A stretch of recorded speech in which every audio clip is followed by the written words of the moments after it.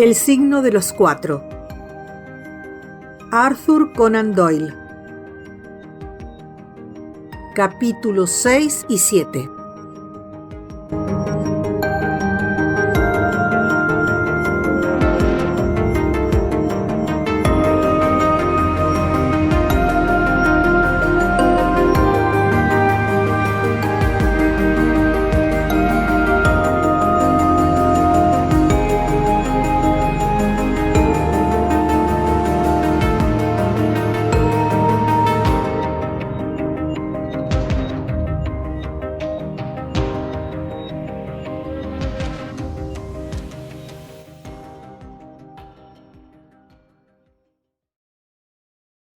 Capítulo 6.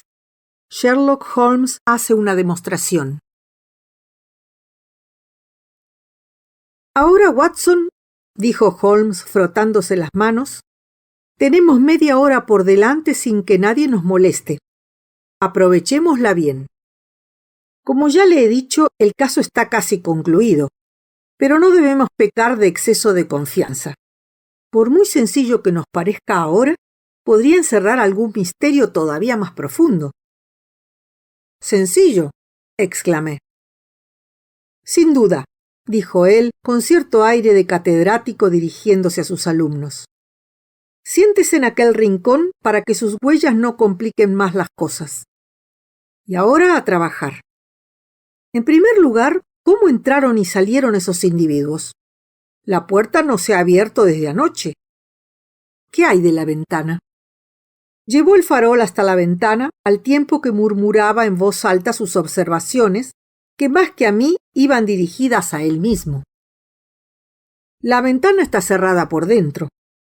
El armazón es sólido, no tiene bisagras al costado. Abrámosla. No hay ninguna tubería de agua cerca. El tejado queda muy lejos.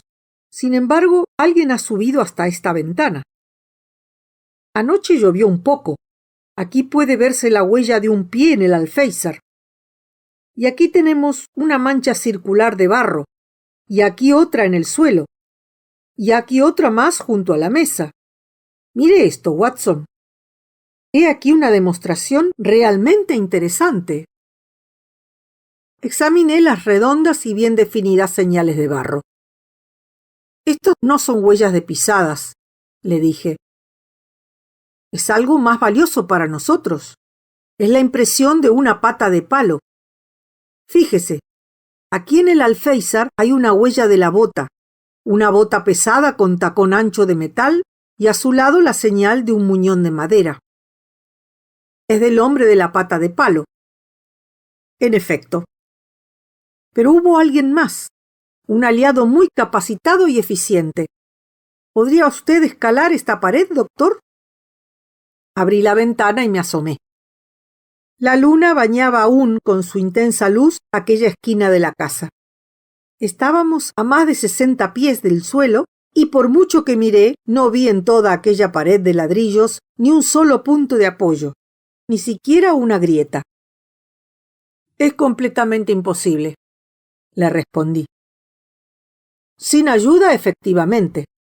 Pero suponga que tuviese un amigo aquí arriba que le arrojara esa cuerda resistente que veo en el rincón, después de haber atado su otro extremo a aquel enorme gancho que hay en la pared. Creo que entonces, con habilidad y maña, podría usted trepar hasta arriba, aunque tuviera una pata de palo. Saldría de la misma manera, por supuesto, y su aliado subiría la cuerda, la desataría del gancho, cerraría la ventana, la aseguraría por dentro y saldría tal como ha entrado. Hay que señalar, como detalle de poca importancia, prosiguió manoseando la cuerda, que nuestro amigo con la pata de palo, aunque buen escalador, no es un marinero profesional. Sus manos no son lo bastante callosas. Mi lupa revela más de una mancha de sangre, sobre todo hacia el extremo de la cuerda, de lo cual deduzco que se deslizó con tal velocidad que se desolló las manos. Todo esto está muy bien, le dije, pero el asunto se vuelve cada vez más incomprensible. ¿Qué me dice de ese misterioso aliado? ¿Cómo entró en la habitación? Sí, el aliado, repitió Holmes pensativo. Ese aliado presenta rasgos interesantes. Gracias a él, este caso se sale de lo vulgar. Tengo la impresión de que ese aliado abre nuevos caminos en los anales del crimen en nuestro país. Aunque casos análogos se han presentado en la India y también en Senegambia, si mal no recuerdo. ¿Cómo entró, pues? Reiteré. La puerta está cerrada con llave. La ventana es inaccesible. ¿Entró por la chimenea? La entrada es demasiado estrecha, me contestó. Ya se me había ocurrido esa posibilidad. Entonces, ¿cómo entró? Insistí. No está aplicando usted mi precepto, dijo Holmes dando muestras de desaprobación. ¿Cuántas veces le he dicho que cuando se han descartado todas las demás posibilidades, la restante, por improbable que parezca, tiene que ser cierta? Sabemos que el individuo en cuestión no entró ni por la puerta, ni por la ventana, ni por la chimenea. También sabemos que no pudo haberse ocultado en la habitación, ya que no existe en ella ningún posible escondite. ¿Por dónde entró, pues? Por aquel agujero que hay en el techo, exclamé. Naturalmente. Tuvo que hacer eso. Ahora, si tiene usted la bondad de sostenerme el farol, ampliaremos nuestras pesquisas a la habitación de arriba, la habitación secreta donde se encontró el tesoro. Se subió a la escalerilla y, agarrándose con ambas manos a uno de los cabrios, ascendió a pulso hasta la buhardilla. Luego se tumbó boca abajo, alcanzó el farol y lo sostuvo en alto mientras yo le seguía. La cámara en la que nos encontrábamos tendría unos 10 pies en un sentido por 6 en el otro. El suelo lo formaban los cabrios, entre los cuales había una delgada capa de listones y yeso, de modo que para andar había que saltar de una viga a otra. El techo terminaba en punta y obviamente era el armazón interior del verdadero tejado de la casa. No había ningún tipo de mueble y una espesa capa de polvo acumulado durante años se había depositado sobre el suelo. Aquí está. ¿La ve usted? Dijo Sherlock Holmes, tanteando con la mano la pared en declive. Esta trampilla conduce al tejado. Si se levanta, es posible salir al tejado. La pendiente es suave. Por aquí entró, pues, el cómplice número 1. Veamos si podemos descubrir algunas huellas de este individuo. Depositó el farol en el suelo y por segunda vez aquella noche vi en el rostro de Holmes una expresión de alarma y sorpresa. Y al seguir mi mirada a la dirección de la suya, sentí bajo la ropa que un escalofrío me recorría todo el cuerpo. El suelo estaba cubierto de huellas de un pie desnudo, huellas claras, nítidas, perfectamente moldeadas, pero de la mitad del tamaño que las de un hombre normal. Holmes, le dije al oído, este horrendo crimen lo ha cometido un niño. Recobró en el acto el dominio de sí mismo. De momento me quedé estupefacto, me dijo, pero el asunto no tiene nada de particular. Si no me hubiera fallado la memoria, lo habría podido predecir. Aquí ya no encontraremos ninguna información más. Bajemos. ¿Cuál es, pues, su teoría acerca de esas pisadas? Le pregunté ansiosamente, nada más volver a la habitación de abajo una vez más. Analice usted por su cuenta, querido Watson, me replicó algo impaciente. Ya conoce mis métodos. Aplíquelos y será instructivo comparar los resultados. No se me ocurre nada que contemple todos los hechos, le respondí. Pronto le resultarán suficientemente claros, dijo de manera algo brusca. Creo que aquí no encontraremos nada más, pero miraré. Sacó de repente su lupa y una cinta métrica. Se arrodilló y recorrió la habitación en esa postura, midiendo, comparando, examinando, con su nariz larga y fina a pocas pulgadas del entarimado y sus ojos pequeños y redondos, brillantes y hundidos como los de un pájaro. Sus movimientos eran tan rápidos, silenciosos y furtivos como los de un sabueso adiestrado para ventear la pieza, por lo que no pude menos de pensar en el temible criminal que habría sido si hubiera empleado su energía y sagacidad en contra de la ley en lugar de hacerlo en defensa de la misma. Mientras buscaba por todas partes, seguía refunfuñando para sí y finalmente dejó escapar un estrepitoso alarido de alegría. «Sin duda estamos de suerte», dijo. «En lo sucesivo no deberíamos tener más problemas. El cómplice número 1 ha tenido la mala fortuna de pisar la creosota. ¿Ve usted la silueta recortada de su pequeño pie aquí, junto a esa porquería maloliente? La garrafa se ha agrietado, como usted puede observar, y la sustancia ha resumado». «¿Y qué?», pregunté. «Pues que ya lo tenemos. Eso es todo», dijo.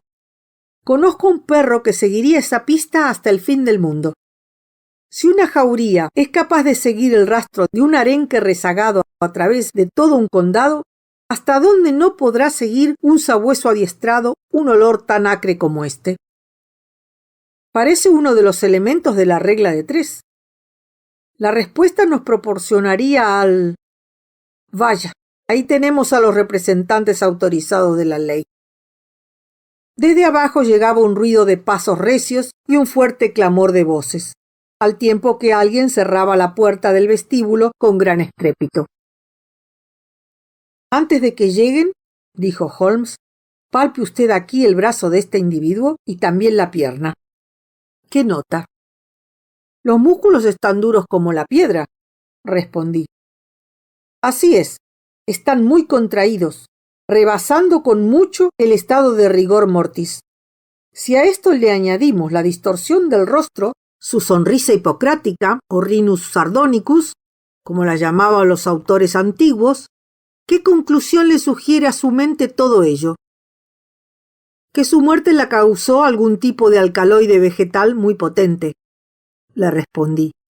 «Alguna sustancia similar a la estricnina que le produciría el tétanos». Esa fue la idea que se me ocurrió nada más observar los músculos tensos de su rostro. Por eso, nada más entrar en la habitación, me puse a buscar de qué manera habían introducido el veneno en el organismo. Ya lo vio usted. Descubrí una espina que le habían clavado o disparado con no mucha fuerza en el cuero cabelludo. Observe que el lugar en donde se la clavaron es precisamente la parte de la cabeza que debía de tener vuelta hacia el agujero del techo, si estaba erguido en su silla. Ahora examine la espina. La cogí con cuidado y la iluminé con el farol.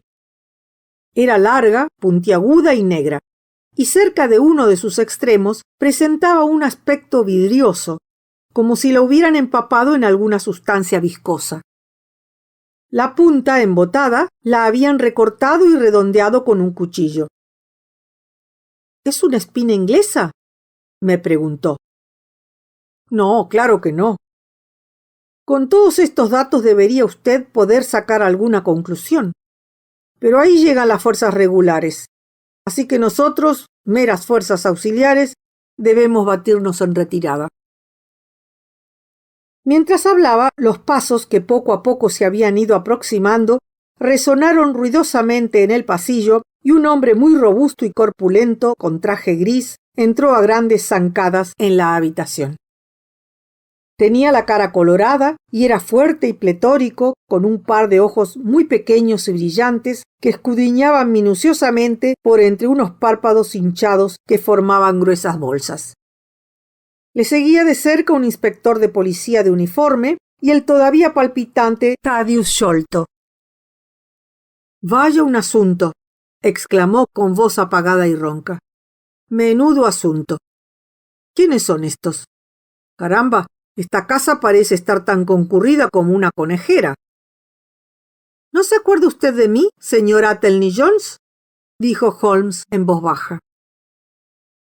«Pues claro que sí», dijo casi sin aliento. «Usted es el señor Sherlock Holmes, el teórico. Ya lo creo que me acuerdo de usted. Nunca olvidaré la conferencia que nos dio sobre los motivos, deducciones y consecuencias del caso de la joya de Bishopgate. Es verdad que usted nos puso sobre la pista correcta, pero tiene usted que reconocer que se debió más a la buena suerte que al buen gobierno. Fue una simple demostración de razonamientos muy sencillos. Vamos, vamos, no se avergüence de reconocerlo. Pero, ¿qué es todo esto? Mal asunto, mal asunto. Aquí nos enfrentamos con duras realidades. No caben teorías. Qué suerte que yo me encontrara casualmente en Norwood para atender otro caso. Estaba en la comisaría cuando llegó el aviso. ¿De qué cree usted que ha muerto este individuo? Verá usted, en este caso difícilmente podría aventurar alguna teoría, dijo Holmes secamente. Claro que no. Sin embargo, no se puede negar que usted da en el clavo de vez en cuando. Vaya por Dios. La puerta estaba cerrada por dentro, según tengo entendido, y han desaparecido unas alhajas valoradas en $500,000. ¿Cómo estaba la ventana? Cerrada, pero hay pisadas en el alféizar. Bueno, si la ventana estaba cerrada, es posible que las pisadas no tengan nada que ver con el asunto. Es de sentido común. Este hombre bien pudo haberse muerto de un síncope, pero las alhajas han desaparecido. Ajá, ya tengo una teoría. A veces tengo estas ocurrencias. Tenga la bondad de salir, sargento, y usted también, señor Sholto. Su amigo puede quedarse. ¿Qué opina usted de esto, Holmes? Sholto, según su propia confesión, estuvo anoche con su hermano. Este murió repentinamente y Sholto se llevó el tesoro. ¿Qué le parece? Y el muerto tuvo la atención de levantarse y cerrar la puerta por dentro. Hay algo que no cuadra. Apliquemos el sentido común. Sabemos que Thaddeus Sholto estaba con su hermano y que hubo una pelea. El hermano ha muerto y las alhajas han desaparecido. Eso también lo sabemos. Nadie volvió a ver a su hermano desde que Thaddeus se separó de él. Nadie ha dormido en su cama. Según parece, Thaddeus está en un estado de ánimo de lo más trastornado. Su aspecto, la verdad, no es halagüeño. Ya ve usted cómo estoy tejiendo mi telaraña alrededor de Thaddeus. La red empieza a cerrarse en torno a él. Le faltan todavía por conocer algunos detalles, dijo Holmes. Esta astilla de madera, que tengo motivos para creer que está envenenada, apareció clavada en el cuero cabelludo de ese hombre. Todavía puede verse la señal. Esta tarjeta de visita con la inscripción que usted puede ver estaba sobre la mesa y a su lado yacía este curioso instrumento con extremidad de piedra. ¿Cómo encaja todo esto en su teoría? La confirma desde todos los puntos de vista, dijo pomposamente el obeso detective. Esta casa está repleta de curiosidades procedentes de la India. Thaddeus las hizo subir aquí, y si esta astilla está envenenada, él mismo pudo servirse de ella con fines asesinos como cualquier otro. La tarjeta de visita es un camelo, un pretexto, lo más probable. La única pregunta es esta: ¿cómo salió de aquí? Ah, sí, veo un agujero en el tejado. Con una considerable agilidad, dada su corpulencia, subió por la escalera y consiguió meterse en la buhardilla. Inmediatamente después oímos su voz exultante proclamando que había encontrado la trampilla. En ocasiones es capaz de descubrir cosas, comentó Holmes encogiéndose de hombros. De vez en cuando tiene esporádicos destellos de razón. Il n'y a pas de sot si incommode que ceux qui ont de l'esprit. No hay necios tan molestos como aquellos que poseen ingenio. ¿Lo ven?, dijo Athelney Jones, volviendo a aparecer al pie de la escalera. Después de todo, los hechos superan a las teorías. Se confirma mi opinión sobre el caso. Existe una trampilla que comunica con el tejado y está parcialmente abierta. Fui yo quien la abrió. ¿De verdad? ¿Se fijó usted en ella, pues? El descubrimiento pareció dejarlo un poco alicaído. Bueno, fuera quien fuese el que la descubrió, lo cierto es que nos indica que nuestro caballero se escapó por ella. Inspector. Sí, señor, respondió una voz desde el pasillo. Haga el favor de decirle al señor Sholto que venga aquí. Señor Sholto, tengo el deber de informarle de que cualquier cosa que usted diga podrá ser utilizada en contra suya. Le arresto en nombre de la reina por estar involucrado en la muerte de su hermano. ¿Lo ven? ¿No se lo dije?, exclamó el pobre hombrecillo, llevándose las manos a la cabeza y mirándonos uno tras otro. No se preocupe por esto, señor Sholto, dijo Holmes. Creo que puedo comprometerme a demostrar su inocencia. No prometa demasiado, señor teórico. No prometa demasiado, espetó el detective. Puede que el asunto le resulte más difícil de lo que piensa. No solo demostraré su inocencia, señor Jones, sino que le obsequiaré con el nombre y la descripción de uno de los 2 hombres que estuvieron anoche en esta habitación. Tengo toda clase de razones para pensar que se llama Jonathan Small. Es un hombre de escasa instrucción, menudo, activo, al que le falta la pierna derecha, y lleva en su lugar un muñón de madera algo desgastado en la parte interior. Su bota izquierda lleva una suela muy tosca de puntera cuadrada, con una tira de hierro alrededor del talón. Es un hombre de mediana edad, muy bronceado, y ha estado en prisión. Estos escasos indicios, junto con el hecho de que le falta bastante piel en la palma de la mano, pueden prestarle cierta ayuda. El otro hombre... —¡Ah! ¿Hay otro hombre? —preguntó con sorna Athelney Jones, aunque, como pude advertir fácilmente, estaba impresionado a pesar de todo por la precisión con que Holmes actuaba. Es un tipo bastante curioso, dijo Sherlock Holmes dando media vuelta. Espero poder presentarle dentro de poco a la pareja. Watson, quiero hablar con usted. Me llevó a lo alto de la escalera. Este hecho inesperado, me dijo, nos ha desviado bastante del propósito original de nuestro viaje. Eso mismo pensé yo, respondí. No conviene que la señorita Morstan permanezca más tiempo en esta casa asolada. No, debe usted acompañarla a su casa. Vive con la señora de Cecil Forrester, en Lower Camberwell, no muy lejos de aquí.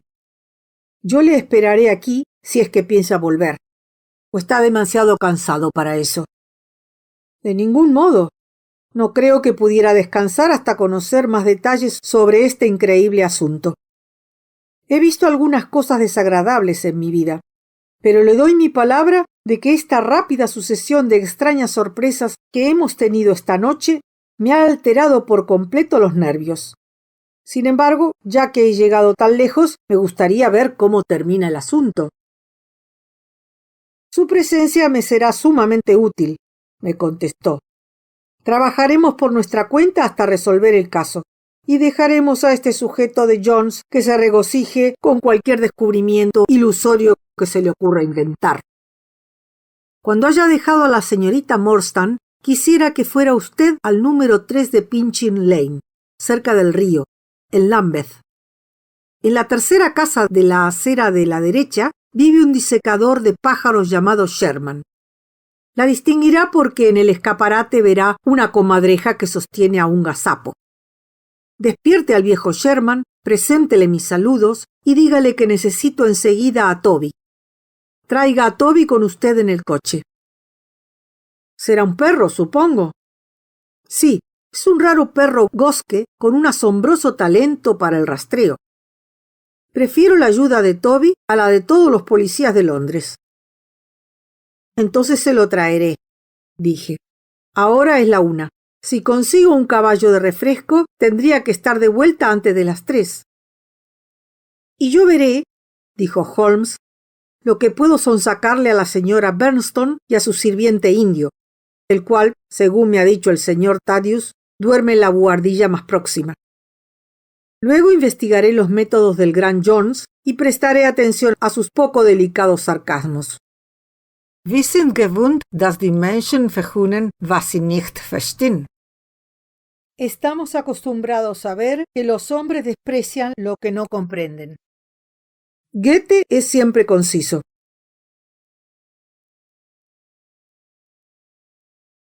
Capítulo 7. El incidente del tonel. Tomé el mismo coche de alquiler que había traído a los policías y acompañé a la señorita Morstan hasta su casa. A la manera angelical de las mujeres, ella había soportado los momentos difíciles con rostro sereno, mientras hubo alguien más débil que ella a quien proteger, y la encontré animada y tranquila al lado de la asustada ama de llaves. Sin embargo, nada más entrar en el coche, primero se desmayó y luego rompió a llorar con gran enojo. Tan profundamente la habían puesto a prueba las aventuras de aquella noche. Después me dijo que le parecí frío y distante durante aquel viaje. Poco sospechaba ella la lucha interna que se libraba dentro de mi pecho o los esfuerzos que tuve que hacer para contenerme. Mis simpatías y mi cariño se dirigían hacia ella del mismo modo que nuestras manos se encontraron cuando estábamos en el jardín.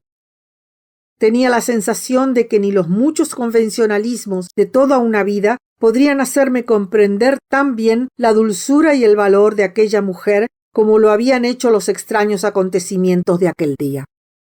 Sin embargo, había dos pensamientos que sellaban mis labios, impidiéndome pronunciar una sola palabra de afecto. Por una parte, ella era débil y estaba indefensa. Su mente y sus nervios estaban trastornados. Obligarla a oír una declaración de amor en un momento como aquel suponía ponerla en una situación desventajosa. Pero había algo peor todavía. Ella era rica. Si las investigaciones de Holmes tenían éxito, se convertiría en una rica heredera. Era justo y honrado que un cirujano militar que vivía de su pensión se aprovechara de esa manera de la intimidad que el azar le había proporcionado. ¿No me tomaría por un simple y vulgar cazadotes? Aquel tesoro de Agra se interponía entre nosotros como una barrera infranqueable. Eran casi las 2 cuando llegamos a la casa de la señora de Cecil Forrester. Los criados se habían retirado hacía horas, pero la señora Forrester estaba tan interesada por el extraño mensaje que había recibido la señorita Morstan que permanecía levantada en espera de que ésta regresara. Ella misma nos abrió la puerta. Era una mujer de mediana edad, cortés, y me alegró ver con qué ternura y sigilo rodeó con su brazo el talle de la joven y en qué tono más maternal le dio la bienvenida. Desde luego, la señorita Morstan no era simple subordinada a sueldo, sino una amiga de verdad. Cuando me la presentaron, la señora Forrester me suplicó con impaciencia que entrara y le contara nuestras aventuras. Sin embargo, le expliqué la importancia de mi misión y le prometí fielmente visitarla e informarla de cualquier avance que pudiéramos llevar a cabo en nuestro caso.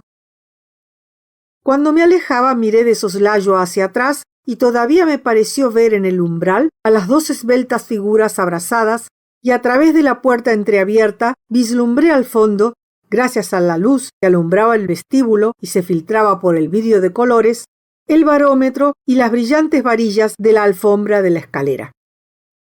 Era reconfortante poder echar un vistazo, aunque fuera pasajero, a un tranquilo hogar inglés en medio de aquel turbulento y sombrío asunto que nos tenía absortos. Y cuanto más pensaba en lo que había ocurrido, más turbulento y sombrío me parecía. Repasé mentalmente la increíble sucesión de los hechos mientras el coche traqueteaba por las silenciosas calles alumbradas con farolas de gas. La primera parte del problema por lo menos estaba ya resuelta. La muerte del capitán Morstan, el envío de las perlas, el anuncio en los periódicos, la carta. Habíamos aclarado todos esos sucesos. Sin embargo, ellos nos habían llevado a otro misterio más profundo y mucho más trágico. El tesoro indio, el curioso plano encontrado en el equipaje de Morstan, la extraña muerte del comandante Sholto, el redescubrimiento del tesoro, seguido del inmediato asesinato del que lo había descubierto, los excepcionales detalles que acompañaron al crimen, las pisadas, las sorprendentes armas, las palabras impresas en la tarjeta de visita que concordaban con las del mapa del capitán Morstan. Todo ello constituía realmente un laberinto en el que un hombre menos excepcionalmente dotado que mi compañero de alojamiento podría perfectamente desesperarse para encontrar la clave. Pinchin Lane era una hilera de casas de ladrillo de 2 plantas, venidas a menos, en el distrito más miserable de Lambeth. Tuve que llamar varias veces en el número 3 antes de que me hicieran caso. Sin embargo, al fin divisé el destello de una vela detrás de la persiana y una cara asomó por la ventana del segundo piso. «Vete, borracho, vagabundo. Si armas más jaleo, abriré las perreras y soltaré 43 perros que se te echarán encima». «Precisamente he venido para que me suelte uno de ellos», le dije. «Largo», gritó la voz. «Válgame Dios. En este saco tengo una víbora, y si no te la aspiras, te la arrojaré a la cabeza». «Pero lo que yo quiero es un perro», le grité. «No quiero seguir discutiendo», manifestó a gritos el señor Sherman. «Y ahora apártate, porque cuando cuente hasta 3, soltaré la víbora». «El señor Sherlock Holmes», empecé a decir, pero las palabras tuvieron un efecto realmente mágico, ya que la ventana se cerró de golpe y momentos después desatrancaron y abrieron la puerta. El señor Sherman era un anciano flaco y larguirucho, de espalda encorvada, cuello nervudo y gafas de cristales azules. «Un amigo del señor Sherlock Holmes es siempre bien recibido», dijo. «Entre, señor. Manténgase alejado del tejón porque muerde. No seas travieso. ¿Quieres darle un mordisco al caballero?» Se dirigía a un armiño que sacaba su feroz cabeza y sus enrojecidos ojos por entre los barrotes de su jaula. «No se preocupe, señor. Es solo un lución.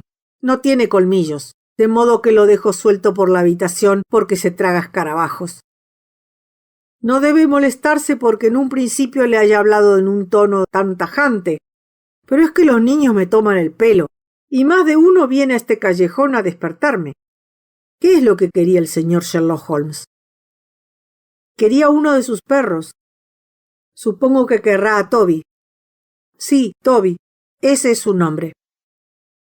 Toby vive en el número 7, aquí a la izquierda». Avanzó despacio con la vela en la mano por entre la extraña familia de animales que había reunido a su alrededor. A la luz incierta e imprecisa de la vela, pude distinguir confusamente los ojos brillantes que nos atisbaban desde cada grieta y cada esquina.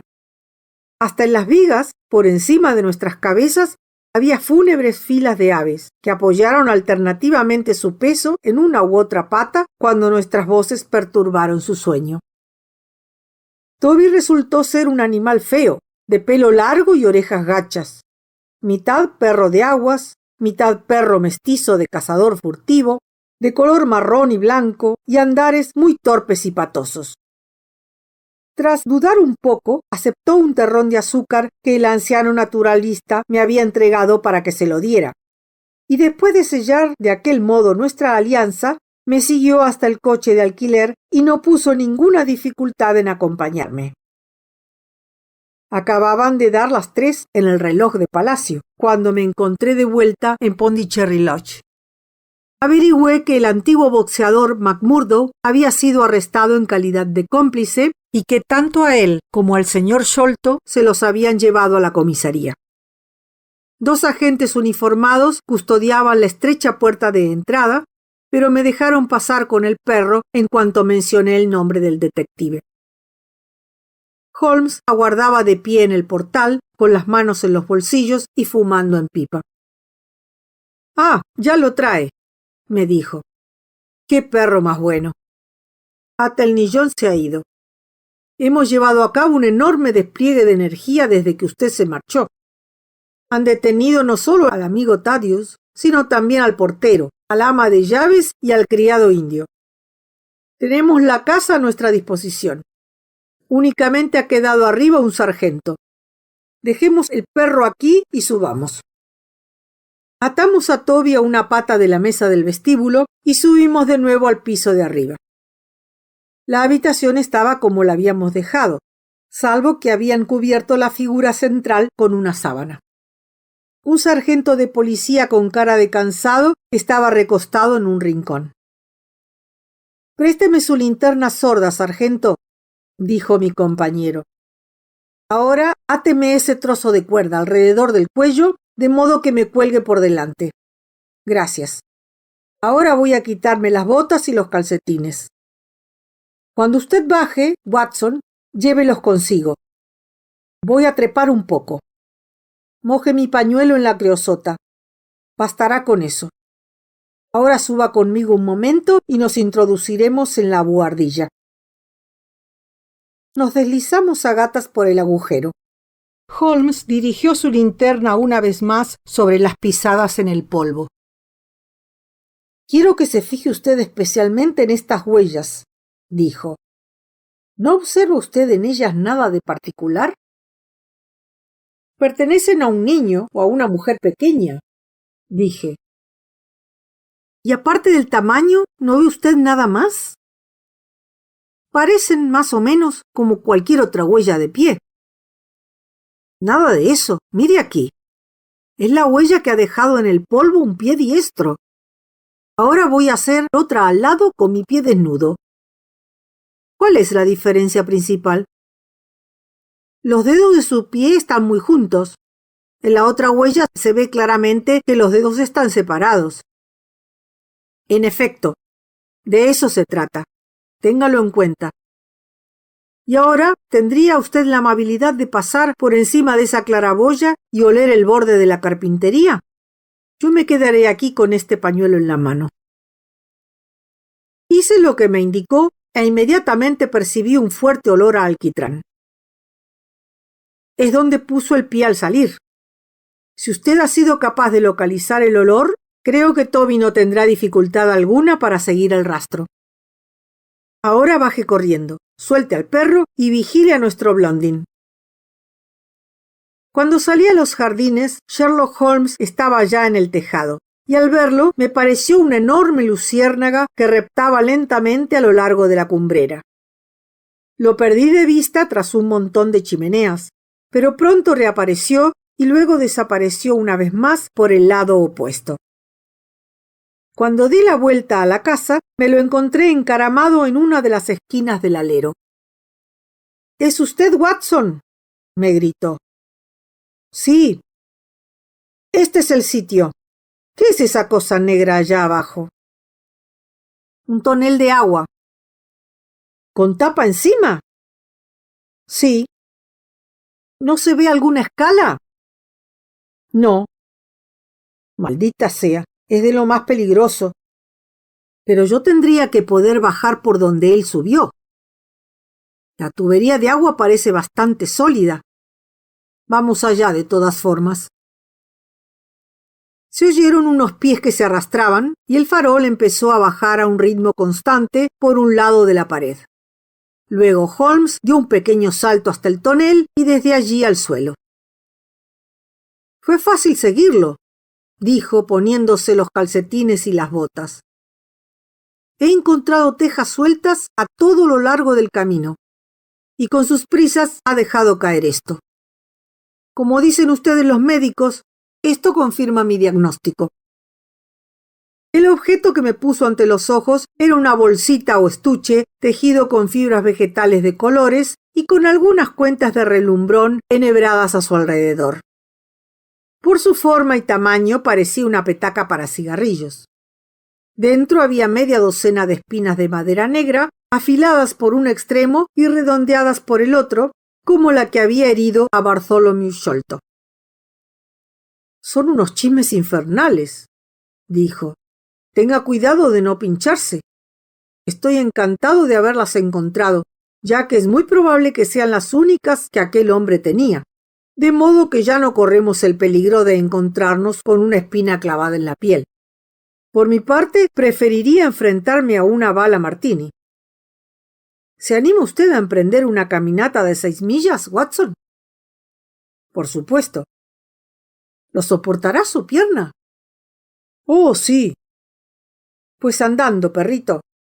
Mi querido Toby, Huele esto, Toby, huélelo.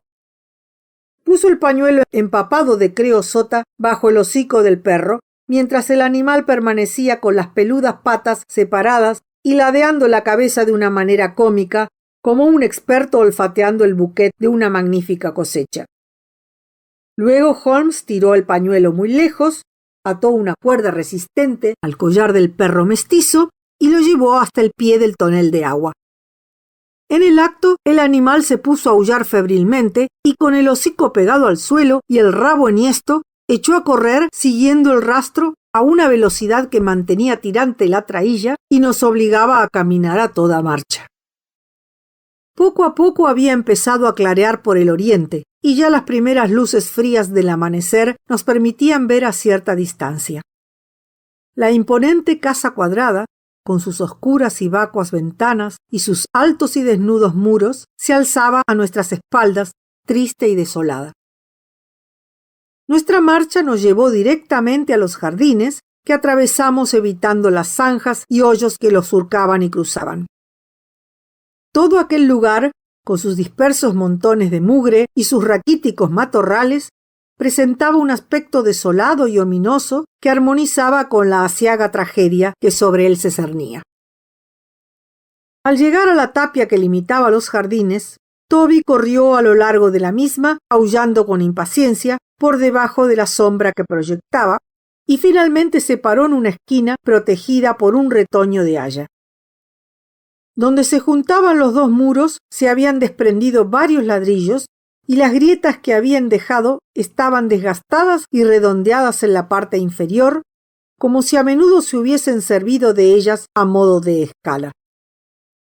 Holmes trepó por ellas y una vez arriba me pidió el perro. Se lo alcancé y él lo dejó caer al otro lado del muro. Aquí dejó una huella en la mano del hombre de la pata de palo, comentó mientras yo subía y me ponía a su lado. Fíjese en aquella leve mancha de sangre sobre el yeso blanco. Qué suerte hemos tenido de que no haya llovido mucho desde ayer. Todavía permanece el olor en la carretera a pesar de la ventaja de 28 horas que nos llevan. Confieso que tuve mis dudas cuando pensé en el denso tráfico que habría pasado por la carretera de Londres en todo aquel tiempo. Sin embargo, mis temores se apaciguaron enseguida. Toby no titubeaba ni se desviaba de su propósito, sino que seguía contoneándose con su peculiar balanceo. Evidentemente, el perfume acre de la creosota se elevaba por encima de todos los demás olores del litigio. No se vaya usted a creer, dijo Holmes, que fío mi éxito en este caso a la mera casualidad de que uno de estos individuos haya puesto el pie en aquella sustancia química. Ahora sé cosas que me permitirían seguirle la pista de muy distintas maneras. Esta, sin embargo, es la más rápida, y ya que la suerte la ha puesto en nuestras manos, sería culpable si no la aprovechara. Eso ha impedido, sin embargo, que el caso se convirtiera en el precioso problemilla intelectual que en un tiempo prometía ser. Podríamos haber logrado con él algún crédito, a no ser por esta pista demasiado palpable. Lograremos crédito más que de sobra, le dije. Le aseguro, Holmes, que los medios con que usted está obteniendo sus resultados en este caso me asombran todavía más que los que empleó para resolver el asesinato de Jefferson Hope. Me parece todo más confuso y más inexplicable. Por ejemplo, ¿cómo pudo usted describir con tal seguridad al hombre de la pata de palo? Bah, amigo mío, pero si es la sencillez misma. No quisiera ser teatral. Todo es patente y salta a la vista. Dos oficiales que están al mando de la guardia de un presidio se enteran de un importante secreto referente a un tesoro enterrado. Un inglés llamado Jonathan Small traza para ellos un plano. Recordará usted que vimos ese nombre en el mapa aquel que se encontró entre los papeles del capitán Morstan. Jonathan Small lo había firmado en nombre propio y en el de sus socios. El signo de los 4, como él lo llamaba de manera algo histriónica. Con la ayuda de este mapa, los oficiales, o mejor dicho, uno de ellos, encuentra el tesoro y se lo trae a Inglaterra. dejando incumplida alguna condición bajo la cual lo recibió. Ahora bien, ¿por qué no encontró el tesoro el propio Jonathan Small? La respuesta es obvia. El mapa está fechado en una época en que Morstan mantuvo una estrecha relación con presos. Jonathan Small no encontró el tesoro porque él y sus socios estaban en presidio y no podían escaparse. Pero eso es mera especulación, dije yo. Más que eso, es la única hipótesis que contempla todos los hechos. Veamos cómo encaja con lo que viene a continuación. El comandante Sholto vive durante algunos años feliz con la posesión de su tesoro. Luego recibe una carta de la India que le asusta sobremanera. ¿Qué quería decir eso? Que la carta le anunciaba que los hombres a quienes él había perjudicado acababan de ser puestos en libertad, o que se habían fugado. Eso es mucho más probable, ya que él tenía que conocer la duración de sus condenas. No habría sido una sorpresa para él. ¿Qué hace entonces? Protegerse de un hombre con una pata de palo. Un hombre blanco, téngalo en cuenta, pues le confunde con un tendero blanco y hasta le dispara su pistola. Ahora bien, en el plano solo hay un nombre que corresponda a un hombre blanco. Los demás son hindúes o mahometanos. No hay ningún otro hombre blanco. Por consiguiente, podemos afirmar en confianza que el hombre de la pata de palo es el mismo Jonathan Small. ¿Le parece que mi razonamiento es erróneo? No, es claro y conciso. Bueno, pues ahora pongámonos en el lugar de Jonathan Small. Miremos el asunto desde su punto de vista. El hombre viene a Inglaterra con el doble propósito de recuperar aquello a lo que él consideraba que tenía derecho y vengarse del hombre que le había perjudicado. Descubre el paradero de Sholto y muy probablemente establece comunicación con alguien de dentro de la casa. Podría ser su mayordomo, Lal Rao, a quien todavía no hemos visto.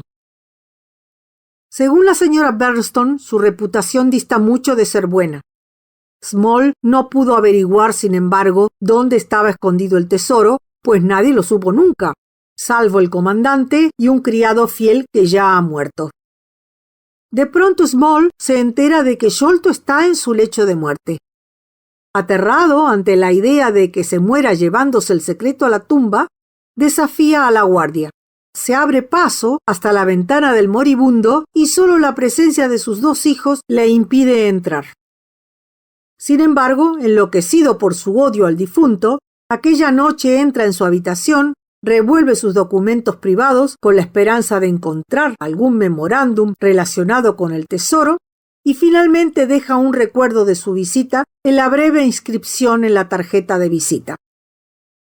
Indudablemente había planeado de antemano que si podía matar al comandante, dejaría una nota sobre el cadáver como señal de que no se trataba de un vulgar asesinato, sino, desde el punto de vista de sus 4 socios, de algo más bien propio de un acto de justicia. Extrañas y caprichosas presunciones de índole similar son corrientes en los anales del crimen y por lo general proporcionan valiosas indicaciones acerca del criminal. ¿Me comprende usted? Evidentemente. Pues bien, ¿qué podía hacer entonces Jonathan Small? Solo podía vigilar en secreto los intentos que se llevaban a cabo para encontrar el tesoro. Probablemente se marchó de Inglaterra y solo regresó de vez en cuando. Luego ocurrió el descubrimiento de la buhardilla y él se enteró inmediatamente. De nuevo nos encontramos con la presencia de algún cómplice en la casa. Era completamente imposible que Jonathan, con su pata de palo, pudiera llegar a la habitación de Bartholomew Sholto. Sin embargo, se lleva con él un cómplice bastante curioso que supera esa dificultad, pero que mete su pie desnudo en la creosota y luego viene Toby y un oficial retirado que tiene dañado el tendón de Aquiles se ve obligado a renquear unas 6 millas. Pero fue el socio y no Jonathan el que cometió el crimen. En efecto, y lo hizo en contra de la voluntad de Jonathan, a juzgar por la forma en que pataleó cuando entró en la habitación. No le guardaba ningún rencor a Bartholomew Sholto, y habría preferido que su cómplice se hubiera limitado a maniatarlo y amordazarlo. No quería meter la cabeza en un dogal. Sin embargo, no hubo más remedio. Los instintos salvajes de su compañero se habían desbordado y el veneno había surtido efecto. Jonathan Small dejó su nota, descolgó el cofre del tesoro hasta el jardín y a continuación se descolgó él mismo. Así fue como se sucedieron los acontecimientos en la medida que me es posible descifrarlos. Desde luego, en cuanto a apariencia personal, Jonathan Small debe de ser de mediana edad y tiene que estar bronceado después de haber cumplido condena en un horno como el de las Islas Andamán. Por la longitud de su zancada puede calcularse fácilmente su estatura, y sabemos que era barbudo.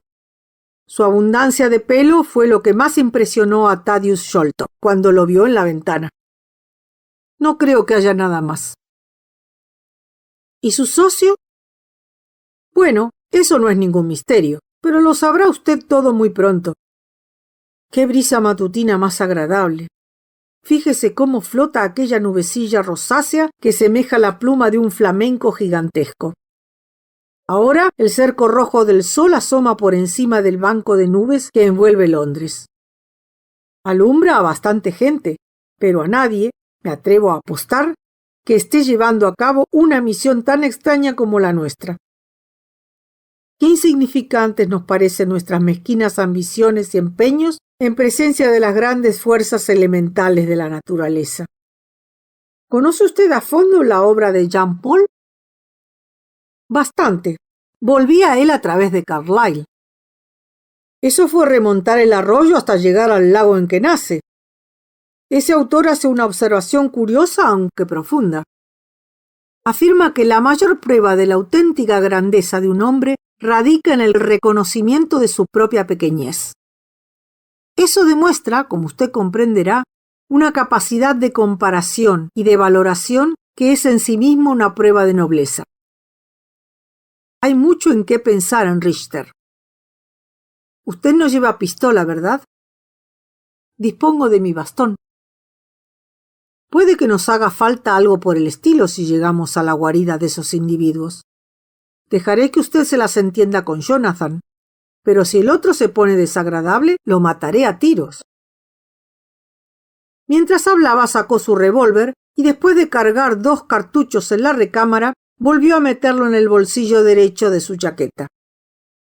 Durante todo ese tiempo habíamos estado siguiendo a Toby por los caminos rurales bordeados de villas que conducen a la metrópoli. Ahora, sin embargo, empezábamos a recorrer una serie ininterrumpida de calles en las que los obreros y los estibadores estaban ya en movimiento y unas mujeres desaliñadas quitaban los postigos y barrían los peldaños de entrada a las casas. En las tabernas de las esquinas achaflanadas la actividad ya había comenzado y hombres de aspecto rudo salían de ella, limpiándose la barba con la manga después de haber tomado su primera copa de la mañana. Extraños perros callejeros se acercaban a nosotros con paso lento pero decidido y nos miraban perplejos en tanto que nuestro inimitable Toby no miraba ni a derecha ni a izquierda, sino que iba al trote con el hocico pegado al suelo, dejando escapar un ansioso aullido cada vez que descubría un rastro reciente. Habíamos dejado atrás Streatham, Brixton, Camberwell y ahora nos encontrábamos en Kennington Lane, ya que nos habíamos desviado por calles laterales hacia el lado oriental del óvalo. Los hombres que perseguíamos parecían haber seguido en su camino un curioso zigzag, probablemente con la intención de pasar inadvertidos. Nunca habían seguido la ruta principal si podían utilizar una calle secundaria que discurriera en paralelo. Al final de Kennington Lane se habían desviado hacia la izquierda, internándose por Bond Street y Miles Street. Donde esta última calle desemboca en Knight Place, Toby dejó de avanzar y empezó a correr hacia atrás y hacia adelante con una oreja erguida y la otra gacha. El vivo retrato de la indecisión canina. Luego se puso a dar vueltas, alzando la mirada hacia nosotros de cuando en cuando, como si buscara nuestra comprensión ante su desconcierto. ¿Qué diablos le pasa a este perro?, refunfuñó Holmes. Me parece que no tomaron un coche de alquiler ni se marcharon en un globo. Quizás se detuvieron aquí un rato, sugerí yo. Ah, no hay problema. Vuelve a arrancar, dijo mi compañero en un tono aliviado. El perro había arrancado, en efecto. Después de volver a olfatear a su alrededor, de pronto se decidió y salió disparado con una energía y una determinación que hasta entonces no había mostrado. Parecía que el olor era mucho más reciente que antes, pues ni siquiera tenía que arrimar su hocico al suelo y tiraba de la traílla tratando de echar a correr.